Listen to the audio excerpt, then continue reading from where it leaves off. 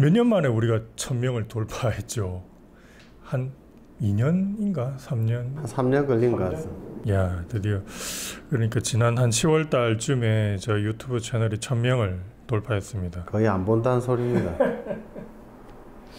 당시에 EBS 극한직업이 방영되면서 거기에 힘입어서 이제 유튜브를 시작한 지 거의 한 3년 만에 1000명을 돌파했습니다. 이게 어떻게 보면 1000명이 별거 아닌 숫자일 수도 있는데 수년 만에 우리가 달성한 거기 때문에 2000명 돌파하는데 한 5년 예상하고 있습니다. 앞으로 5년. 그럴 수도 있죠. 그래서 그냥 넘길 수도 있는데 그래도 이제 뭔가 기념할 만한 일을 꾸미고자 저희가 Q&A 시간을 가지겠다고 공지를 올렸고요. 사실은 겨울 작업이 끝나는 대로 다 같이 영상을 촬영해서 올리려고 했는데 시즌이 끝난 후에 각자 일정이 너무 바빠서 도무지 시간을 만들기가 어려워서 우선 연구 책임자인 최 박사님을 희생양 삼아서 영상을 촬영하게 사실 됐습니다. 제가 제일 바쁜데 그렇다고 약간 비전문가에 속하는 우리가 막 대답할 수는 또 없는 노릇이고요. 괜히 이상한 소리 했다가는 또 인생이 고달파집니다. 근데 사실은 웬만한 질문은 최 박사님이 답을 직접 다 남기시고 있어서 뭔가 직접적으로 대답을 해야 할 것 같은 질문을 제가 임의로 몇 개 골랐습니다. 그래서 진행 방식은 제가 질문을 읽고 최 박사님이 대답하는 방식으로 진행하고자 합니다. 첫 번째 질문은 연구팀 일상 브이로그도 궁금해요 라고 했는데 이거는 저희가 조금씩 올리고 있습니다. 그래서 지금 저랑 우리 제2연구원 거를 올렸고요. 나머지도 저희가 꾸준히 조금씩 올려보고자 합니다. 나머지는 내년에. 두 번째 질문이 다들 곤충 관련 과를 나오셨는지요? 옛날부터 말벌에 대해 관심이 많으셨나요? 이런 질문이 있습니다.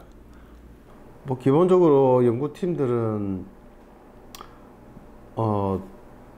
단순히 그냥 흥미에 의해서 하는 것보다 전문적으로 저희가 연구를 하고 있기 때문에 기본적으로는 다 생물학과, 농생물학과 이런 생물학 쪽을 다 졸업을 한 사람들이고 곤충 관련된 업무를 한 10년에서 20년 또 건 30년까지 이제 하는 그런 곤충 전문가들이고, 물론 관련 과를 안 나오신 이제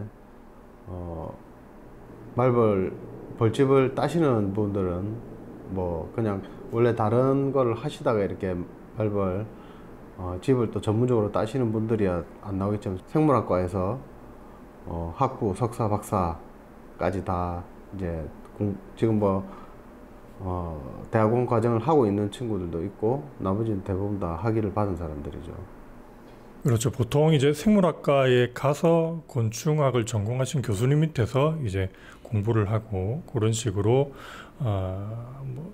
진로를 정하는 경우가 많다고 볼 수 있습니다. 세 번째는 명절엔 쉬나요라는 질문을 누군가 하셨네요. 사실 이 추석이 가장 뭔가를 결정하기 힘든 시기입니다. 왜냐하면 추석 때 사실은 말벌 활동이 제일 활발하고, 그래서 저희 연구가 추석 때라고 해서 말벌도 같이 쉬는 게 아니기 때문에 행동 연구를 하는 데 있어서는 당연히 추석 연휴에도 계속 나와야 되는데 이게 이제 누구는 고향을 가고 누구는 또 남아서 실험을 하고 이게 좀 불합리해서 사실은 로테이션으로 돌아가면서 연구를 해야 되는데, 지금까지는 이제 막내가 주로 막내나 또 윤 박사님이 주로 이제 하긴 했었지만 가급적 로테이션을 하면서 계속 연구를 진행을 할 예정입니다. 예, 할 예정입니다. 그래서 저는 안 할 것 같아요. 그 다음 질문이 겨울엔 어떤 프로젝트를 하시나요? 라는 질문이 있습니다. 원래 말벌 연구는 겨울에서 하는 실험은 사실 거의 없습니다. 거의 없는데 대부분 이제 최근에는 저희가 말벌, 등급 말벌의 이제 벌집 밀도를 조사를 하려고 지금 한 2년째 하고 있는데, 그거는 여름이나 가을에 하면은 벌집이 숨겨져 있기 때문에 찾을 수가 없습니다. 그래서 대부분 이제 다 떨어지고 12월 첫째 주부터 시작을 해서 이제 나뭇잎이 다 지었을 때 벌집이 보이기 때문에 그때 한 2, 3주 정도 조사 지역을 중심으로 벌집을 전체적으로 이제 조사를 하고 있고, 나머지 기간은 이제 그런 게 끝나고 나면은 대부분 이제 그동안 1년 동안 모았던 실험 결과들을 이제 분석을 하고 논문을 적고, 그 다음에 또 내년에 어떤 연구를 할 건지 계획을 잡고, 뭐 겨울엔 주로 대부분 그런 작업들을 하고 있습니다. 그 다음에 양봉인에게 도움이 되는 말벌 퇴치 솔루션이 있습니까? 라고 질문을 했네요. 뭐 양봉에서 말벌은 정말 아주 심각한 경제적 피해를 일으키는 이제 해충으로 인식이 다 되고 있고, 다양한 방법들이 이제 개발이 많이 되어 가고 있습니다. 그렇지만 아직까지 결정적으로 이 방법을 쓰면은 대부분 말벌들이 이제 저감을 한다라는 방법은 사실 없습니다. 뭐 전 세계에 그 수많은 말벌학자들도 아직까지 이제 연구를 많이 하고는 있지만은, 뭐 개개별로 어떤 방법이 조금 낫더라 이런 것들은 있지만, 그것도 조건에 따라서 이 어느 지역에서는 또 효과가 좀 있었지만 또 어느 지역으로 가면 효과가 없고 이렇게 되기 때문에 아주 평이하게 쓸 수 있는 효과가 아주 높은 그런 방법은 아직 없고요. 그렇지만 이제 다양한 방법들을 이제 고안을 해내고 있는 상태입니다. 그렇지만 최근에 나왔던 방법들도 아직은 단점들이 너무 많습니다. 단점들이 너무 많고 현실적으로 사용하기가 굉장히 힘든 방법들도 많기 때문에 사실 뭐 그게 해결이 됐으면은 저희는 엄청난 돈을 벌 수도 있었겠지만은 그리고 사실 저희는 기존에 이래 방제와 관련된 연구보다는 기본적인 생물학적인 연구에 이제 포커스를 맞추고 있었는데, 최근 들어서 이제 워낙 피해가 심각해지다 보니까 저희 쪽에서도 이제 방제와 관련된 연구들을 진행을 하고 있고, 그래서 관련된 정보라든지 자료라든지 이런 것들을 조금 준비를 하고 있고, 그래서 이제 앞으로 내년에는 유튜브에서도 이제 제가 좀 강의를 좀 하면서 어떤 방법은 어떠한 뭐 원리며 이점이 있는데 또 단점은 어떤 거고, 그런 것들을 좀 세세하게 하나씩 풀어볼까도 생각을 하고 있습니다. 좋습니다. 그 다음에 약간 이제 이게 양심이 없는 질문 중에 하나인데, 대학원생이신가요? 이런 질문이 하나 있었습니다. 누구, 제가요? 네, 깊게 더 이상 질문은 안 하겠습니다. 그래서 굉장히 기분이 좋은 질문이었다. 대학원생이었죠. 제가 말벌 연구한 지 올해로 28년이고, 이제 내년 이제 이틀만 있으면 이제 29년 차로 접어드는, 이제 그래서 학생 졸업한 지는 보죠 한 15년 됐습니까? 학위 받은 지가. 그렇죠. 그거 관련해서 이제 뭐 경력이 뭐 최 교수 경력이 뭐 28년 뭐 요렇게 이런 관련 질문도 조금 있긴 있었는데, 기본적으로 제가 97년부터 말벌 연구를 시작했습니다. 그렇죠. 대학 입학하자마자부터 시작했었죠. 그때 학부 1학년 때부터 이제 말벌 채집을 지도 교수님께서 시키면서, 그래서 이제 말벌 숲속에다 말벌 트랩 놓고 벌집 따고 그렇게 시작한 게 이제 97년이기 때문에 그건 이제 30년 가까이 다 되었습니다. 그렇죠.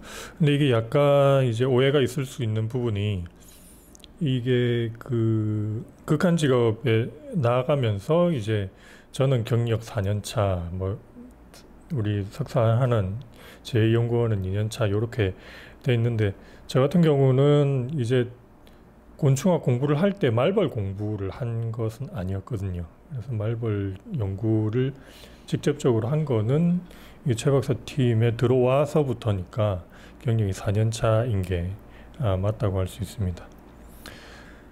그 다음에 이게 최근에 논란이 많이 되고 있는 것 중에 하나인데, 말벌에 농약을 묻혀 보내는 방제 방법에 효과가 있습니까? 이게 아마 착농약 송환법을 얘기를 하는 것 같은데, 이게 실제 방제 효과가 있습니까? 뭐 현재 나온 방법 중에서 그나마 제일 효율성이 좀 높은 방법이라고 보시면 됩니다. 근데 이제 그것도 저희가 검증을 조금 해봐야 되지만, 기본 원리는 이제 농약이 묻은 개체가 벌집으로 돌아가서 그 농약을 여기저기서 이제 살충제나 이런 것들을 묻히면서 다른 개체들도 이제 죽이게 하는 그런 이제 방법이긴 한데, 사실 이게 양봉장에서 벌집까지의 거리가 얼만큼 되는지, 가까우면은 효과가 좀 높을 수 있겠죠. 근데 이제 멀게 되면은 또 날아가는 도중에 애들이 죽을 수가 있고, 또 너무 가까워 버리면은 갔던 애들이 다시 양봉장으로 돌아올 수도 있습니다, 사실은. 그리고 이제 개체는 어느 정도 그 같은 일벌들은 효과가 있지만은, 뭐 애벌레도 뭐 약효가 조금 이 살충제가 떨어지면은 그걸로 인해 가지고 조금 영향을 받을 수도 있겠지만, 뭐 번데기라든지 이런 애들이 이미 캡이 씌워져 있기 때문에 걔들이 다시 태어났을 때는 또 영향을 별로 받지를 않을 수가 있고, 일단은 벌집 자체가 주변에, 우리 뭐 양봉장 주변에 벌집 자체가 한두 개 있을 거라고 생각을 하지만, 저희가 올해 밀도 조사를 해본 결과 반경 얘들이 한 1km, 2km 날아다닌다고 생각을 했을 때, 반경 벌집 하나당 뭐 작게는 뭐 4-5개에서 많게는 35개까지도 우리가 발견했기 때문에 벌집이 엄청나게 많습니다. 그렇기 때문에 일부 약효에 의해 가지고 죽은 벌집도 있지만, 또 그 효과를, 그 약을 묻히지 않았던 그런 벌집은 또 살아서 계속적으로 이제 공격을 할 수가 있고, 문제는 이제 이 농약 사용을 하는 데 있어서 이제 농약 남용 문제가 많이 대두가 될 수가 있습니다. 그래서 유럽에서는 또 이 방법을 거의 사용하지 못하게 할 정도로, 왜냐면은 벌집 자체에 이제 농약이 농축이 되거나 이렇게 되면은 또 그게 이제 시즌이 끝나고 다시 자연으로 돌아갈 때 자연 생태계에 또 농약이 이렇게 살포되는 그런 효과가 나타나는 2차 오염이 될 수가 있고, 그 다음에 또 벌집이 시즌이 끝나면 또 대부분 야생동물들이 와서 많이 파먹습니다. 땅속에 있는 애들은 뭐 오소리라든지 다른 포유동물들이 많이 파먹고, 그 다음에 나무에 달린 애들은 새들이 많이 쪼아먹는데, 그렇게 이제 농약에 노출이 되어 있는 곳을 또 이런 포유동물들이 먹다가 그 포유동물들도 또 2차 오염이 돼 가지고 문제가 생길 수가 있기 때문에, 사실은 전반적인 과정으로 봤을 때는 좀 그 원리는 이용하되 조금 더 개선된 방법이 필요한데, 지금으로서는 뭐 그런 방법까지 나오는 건 없고요.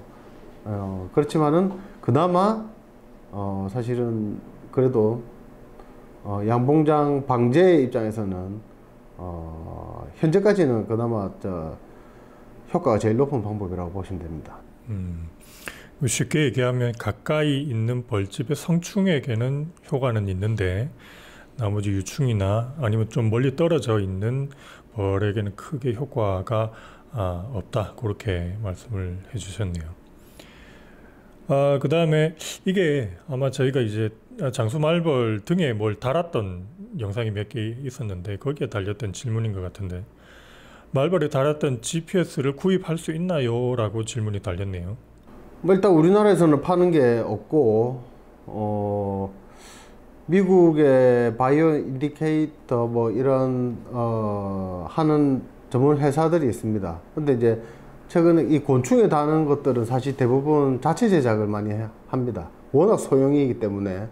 그래서 지금 저희가 했던 것들은 대부분 마이크로 칩은 이제 미국 그 칩 회사에서 샘플용으로 일단은 제공을 해서 저희가 하고 있는데, 그거를 당장 사기는 힘들 것 같고, 그렇지만 이제 RFID 같은 경우에는 RFID 실험은 그 칩 자체가 다 이미 그 우리 애완견 이런 데다가 넣는 그 인식표이기 때문에 그런 작은 RFID 칩들은 이미 다 팔고 있습니다. 근데 이제 실제로 뭐 벌집을 추적한다든지 그런 것들은 RFID 가지고 할 수 있는 게 아니고 마이크로 칩을 달아 가지고 이제 안테나로 이렇게 추적을 하는 건데, 그거는 아직 대중화된 그런 칩이 있지는 않습니다. 그리고 그 칩에다가 또 전파를 송수신할 수 있는 송수신기도 따로 또 있어야 되는 걸로 알고 있어서. 있어야 되죠. 네네네. 네. 그래서 아마 요거 하나 가지고는 해결이 안 돼서 이용하시기는 좀 어려울 것 같습니다. 다음에는 연구팀이 기관 및 지자체 소속인가요? 개인인가요? 이렇게 물어봤네요. 뭐 연구 책임자는 제가 대학 소속이기 때문에 나머지 연구팀들도 이제 학생도 있고 일반 프리랜서처럼 이제 합류하시는 분들도 있고, 뭐 그러니까 주로 학교 연구팀이라고 보시면 됩니다. 그리고 이제 나머지 분들은 그냥 개인 프리랜서 자격으로 이제 합류를 한 것이죠. 여기서 약간 이제 아셔야 될 부분이, 소속 자체는 이제 대학 소속이긴 한데 대학으로부터 지원받는 거는 하나도 없습니다. 연구 책임자를 통해서 저희 연구비에서 다 받는 거죠. 저희가 다 연구비에서 다 운영을 하죠.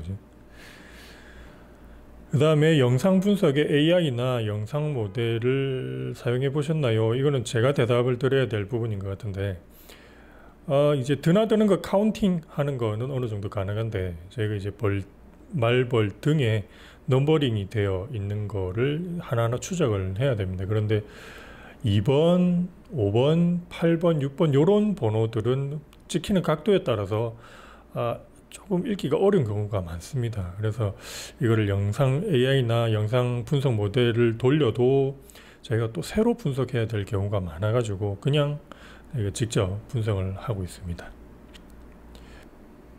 그 다음에 약간 이제 오해를 살 만한 질문이 하나 있는데, 오해를 산다기보다는 이게 약간 이제 전문적인 지식이 필요한 질문이 하나 있는데, 등검은 말벌이 외래종이라기보다 한반도 날씨가 따뜻해짐에 따라 등검은 말벌이 좀 더 추운 지역에 사는 황말벌의 자리를 대체하는 게 아닐까요? 라는 질문이 있네요.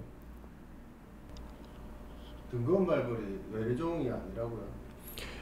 그러니까 외래종, 이 질문의 의도는 아마 이제 이게 외래종이어서 이제 들어왔다기보다는 기후 변화 때문에 자연스럽게 유입된 것이 아닌가.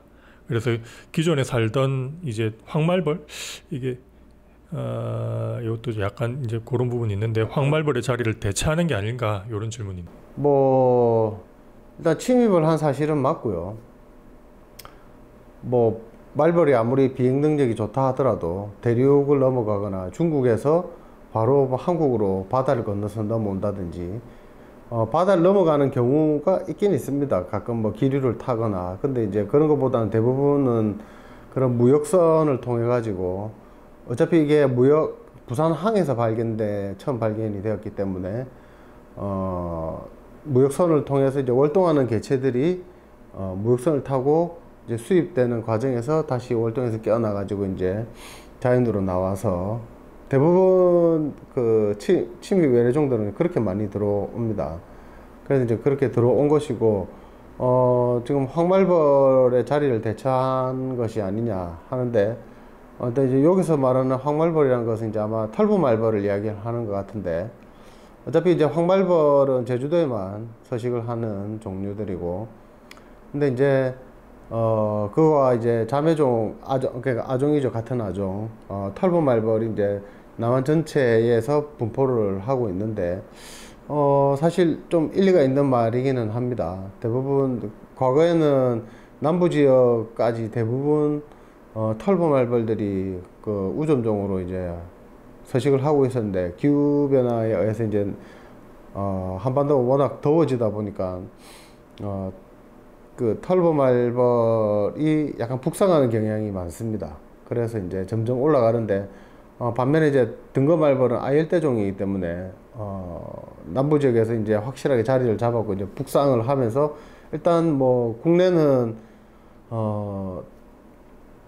뭐 울릉도나 제주도 같은 섬지역을 빼놓고는 이제 전 지역이 다 나온다고 보시면 되고 계속 북상을 하고 있는 것으로 보이고 털보말벌은 그에 비해서 이제 물론 이제 이 경쟁적인 조건에 의해서 사실 황물벌이 좀 밀리는 것 같습니다. 그래서 이제 자꾸 기후로도 북상을 하고 종과의 경쟁에서도 밀려가지고 약간 북상하는 그런 경향이 조금 있는 것 같은데 뭐 아무래도 토종말벌이 좀 대체적으로 등급말벌, 외래종 등급말벌에 조금 밀리는 경향이 대체적으로 있는 것 같아 보입니다. 네.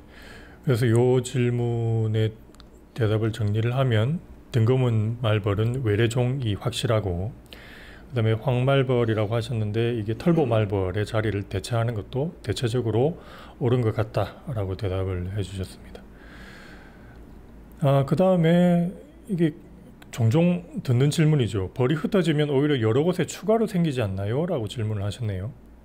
벌이 흩어진다고요? 네네네.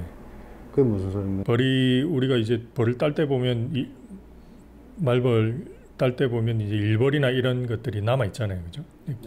걔네들이 돌아다니면서 오히려 집을 더 짓고 그런 이유로 더 확산되지 않느냐, 뭐 그런 질문인 것 같습니다. 일단 말벌은 기본적으로 사회성 곤충이기 때문에 벌집을 중심으로 자기들의 그 콜로니를 중심으로 활동을 하게 되어 있습니다. 그래서 벌집을 따게 되면 나머지 일벌들은 다시 이제 원래 벌집이 있었던 장소로 다시 조금 남아있는 벌들은 모여서 잠깐의 그런 외형이 있는 벌집을 조금 만들기도 합니다. 그렇지만 어차피 생식이 가능한 여왕벌이라든지 이런 것들이 자체가 없고 애벌레들이 전혀 없기 때문에 일부 일벌들이 산란을 해가지고 수컷을 생산하거나 그렇게 되는 경우도 간혹 있긴 하지만 대부분은 그렇게 많은 개체들이 남아 있지 않기 때문에 자연적으로 흩어져 가지고 개체별 수명을 다 한 다음에는 그냥 죽는 그런 상황이고요. 뭐 일단 생식벌이 아니기 때문에 일벌들은 생식을 자손을 일벌들을 낳거나 아니면은 생식벌들을 낳을 수가 없기 때문에 뭐 벌집을 따따 해가지고 남은 벌들이 더 확산을 하거나 그런 일은 없습니다. 자연적으로 다 죽습니다. 네, 일벌은 생식이 불가능하기 때문에 확산이 불가능하다 이렇게 말씀을 해주셨습니다. 그 다음에 이건 저도 궁금한 것 중에 하나인데요. 개미가 최강자라 하셨는데 장수말벌 벌집은 땅속에 만들던데 개미가 침입하기 쉽지 않나요? 라고 질문했습니다. 그렇죠. 당연히 개미가 본격적으로 장수말벌집에 침입하면은 그 장수말벌 당해낼 재간이 없죠. 그렇지만 대부분의 모든 장수말벌집 땅속에 있는데 그 주변에도 개미가 많을 건데 왜 안 하냐, 뭐 공격을 안 하느냐.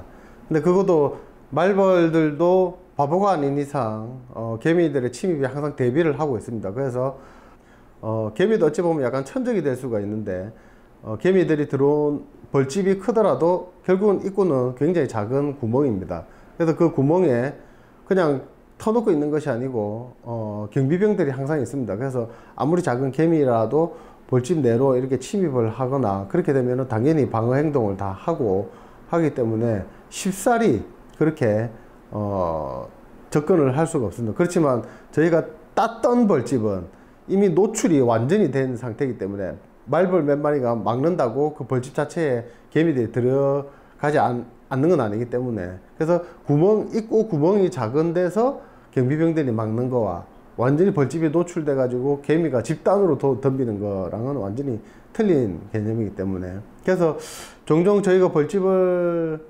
따보면은 벌집이 확장을 못하고 초기 둥지에서 끝나버리는 경우들이 있습니다. 그때 벌집을 뜯어보면 개미들이 엄청나게 달라붙어 있는 경우들이 있습니다. 그래서 그렇게 개미 방어에 실패를 하면 당연히 장수말벌도 그 개미의 침략에 속수무책으로 당해가지고 벌집이 그냥 도중에 끝나버리는 경우들이 많고 대부분 또 개미들은 워낙 개체수가 많기 때문에 벌집에 달라들게 되면 이제 그때부터 뭐 성충하고 싸운다기보다는 유충 이나 알이나 이런 애들을 이제 공격을 해서 상처를 내고 하면은 어차피 유충은 다 죽어버립니다. 방어를 할 수가 없기 때문에. 그렇게 되면은 더 이상 태어난 애들이 거의 없기 때문에 그래도 번데기 안에도 구멍을 뚫어가지고 다 들어가서 다 뜯어버리면은 번데기들도 전혀 저항을 할 수가 없기 때문에 그래서 그런 상태로 개미가 침략을 하면은 장수말벌도 당해낼 방법이 없습니다. 그래서 자연 상태에서는 장수말벌도 나름의 방어 기작이 있다. 그렇게 이해를 하시면 되겠습니다. 장수말벌 해체 시 나오는 빨간 파리는 공생관계인가요? 라는 질문이 있네요. 기본적으로 장수말벌집 대목꽃등이라는 종류인데 그 종류는 이때까지는 이제 기생을 한다라고 이야기를 많이 하고 있었는데 저희가 지금 분석을 해서 논문을 쓰고 있는 상황인데 아무래도 기생보다는 공생관계가 아닐까라고 생각을 어느 정도 하고 있습니다. 인클라인이라는 왜냐하면은 기생이라고 하는 것은 얘들이 직접적으로 뭐 유충을 공격한다든지 아니면 성충을 공격한다든지 뭐 이 몸 속에 산다든지 이런 것들이 있어서 천적으로 이렇게 구분을 해야 되는데 실제로 보면 걔들은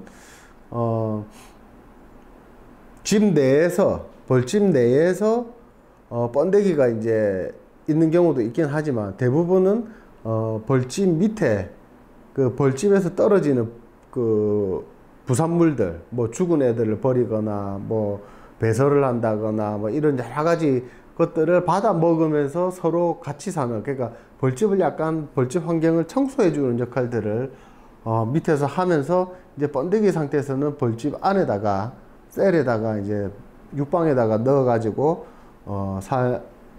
태어나면은 거기서 있다가 이제 밖으로 나오는 그런 패턴인데 서로 뭐 공격을 하거나 그러지도 않고 서로 아무래도 공생관계가 정확한 정의가 아닐까 그렇게 생각하고 있습니다.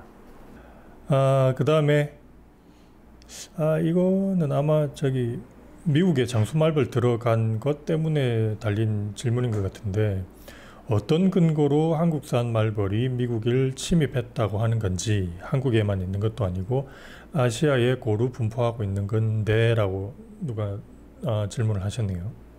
그러니까 아시아에서 장수말벌들이 서식을 하고 있지만 또 아종 관계들도 다 있습니다. 특히나 동남아에서 사는 장수말벌들 이제 소르라고 하는 다른 종류들이 있고 그다음에 만다리니아라고 하는 종류들은 이제 중국이나 일본이나 또는 뭐 한국 이런 데서 이제 주로 서식을 하는데 기본적으로 학자들이 어디에 외래종이 들어갔다고 하면은 어느 특정 한 곳에서만 살면은 당연히 그 지역에서 왔다고 생각을 하지만 여러 곳에서 사는 말벌들 중에 하나가 그 나라에 들어왔는데 무턱대고 이거 한국에서 온 거 아니냐 이렇게 결론 짓는 짓은 하지 않습니다. 절대로. 그 근거가 당연히 있죠. 우리 DNA 분석을 해가지고 마이크로 새틀라이트나 이런 분석을 해서 기원 추적을 해가지고 어느 국가의 그런 DNA와 어떤 매칭이 되느냐 이런 분석을 미국에서도 다 합니다. 그래서 다 해가지고 한국이랑 일본이랑 중국 샘플들을 다 대조해 본 결과 이게 한국이랑 DNA 그런 매칭이 되는구나 해서 이게 한국으로부터 들어온 개체다라고 결론을 내고 그렇게 해서 이제 하는 거지. 뭐 이게 어느 나라에서 들어온지도 모르는데 아무 국가나 찍어가지고 이게 여기서 들어온 거 아니냐 뭐 이렇게 하는 학자들은 없습니다. 다 과학적으로 하는 방법들이 다 있습니다. 그거를 뭐 학자들이 모르고 그냥 하는 게 아니기 때문에 그런 근거는 명확하다고 보시면 됩니다. 네, 간단하게 DNA 조사만 연구만 해도 알 수 있다고 네네 답을 해주셨습니다. 또 다른 질문인데요. 9월이 되면 말벌들이 수펄이 생산된다고 하는데 수펄 애벌레 방은 좀 큰가요? 그리고 수펄도 일벌처럼 꿀벌 사냥이 가능한가요? 라고 질문을 해주셨네요. 일단 수컷은 일벌하고 크기가 비슷하거나 조금 더 큽니다. 생식을 해야 되기 때문에.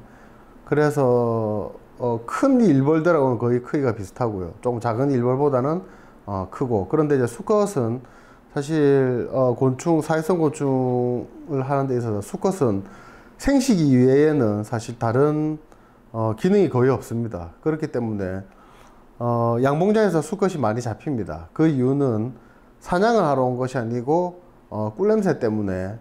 그래서 트랩을 걸어놓으면 수컷이 많이 들어오는 게 이제 배고파서 먹으려고 들어오는 거고, 그 다음에 양봉장에 날라오는 것도 수컷을 사냥하러 꿀벌을 사냥하러 온 것이 아니라 걔들은 전부 꿀을 먹기 위해서 단 냄새에 유인이 돼 가지고 들어온 것이지, 수컷이 직접적으로 어떤 외부 활동을 해 가지고 벌집을 짓는다든지 또는